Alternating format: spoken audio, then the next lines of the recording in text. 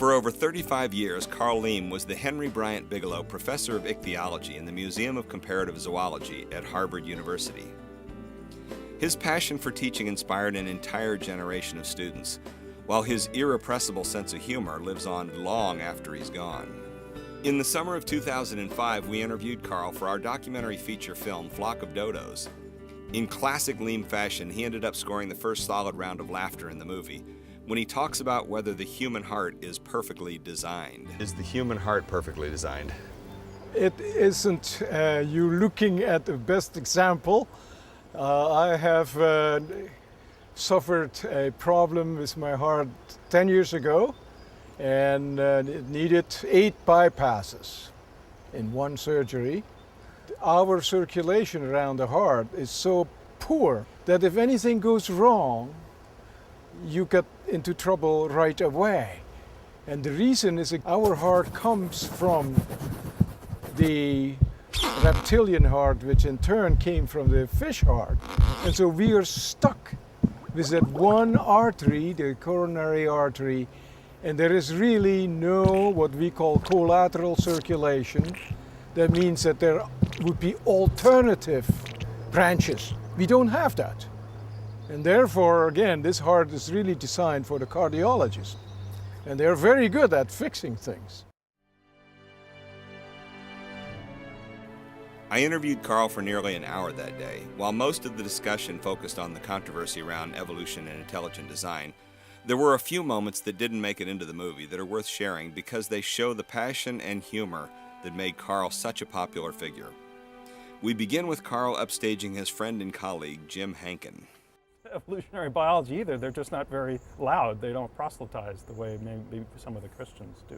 Right. So I don't see my personal experience. I'm not denying it. Pause 1 second. Come on down.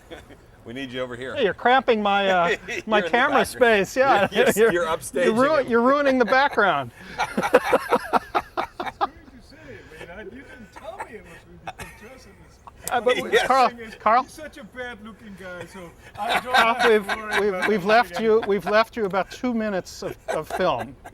So I think carefully what you're going to say. That's right. I hope the things that you say are going to be as bad as the way you look.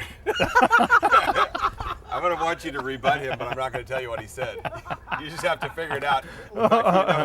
Let's see, Karel, this is Ed. This is Karel Liem. I didn't want to interrupt you guys. No. No, yeah, sure you didn't. Yeah. Keep it going. And then, wait, this is Shane over here, the cameraman. Hey, Shane, how are you? Can you let us in? Yeah, sure. Okay, great. Here. You see, it won't take my card. Oh, Bad. It's only too bad for you. the museum card that does. That's why I. You see? Discrimination. I can't think of anything worse, really, than the human design. We have very poor teeth. We have jaws that are too short. Look at our eyes. You wouldn't like to buy a car of the quality of our eye. I think the only thing that is very good is that we have a good brain. We have a brain that continuously grows. That set us apart from the other mammals.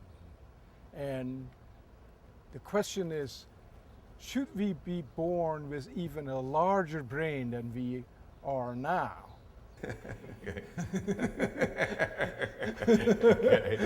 Okay, let's head back. Oh, there's George Lauder. Yes. Did you overlap with George? Yeah. Yes. Oh, yeah. Oh, so you know each other? I remember him well. I remember Yes. leaving the lab every night, looking over and seeing his light on around the clock. Yeah, he's still like that. So Actually, you'll have a chance to speak to a creationist in a few minutes. If I'm over here. Maybe you should tell him what Ernst Mayr thought about you as an evolutionary biologist.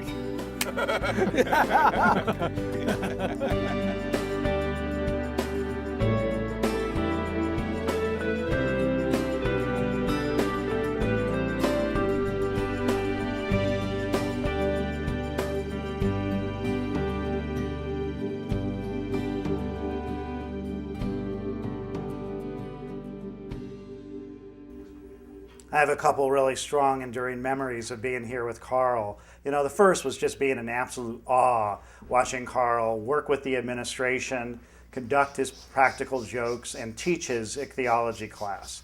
I certainly learned how to teach ichthyology and what the science of the biology of fishes really meant.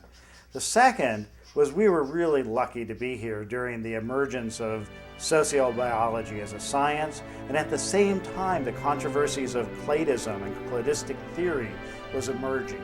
And while we were taking classes, Karel was helping us understand how these new sciences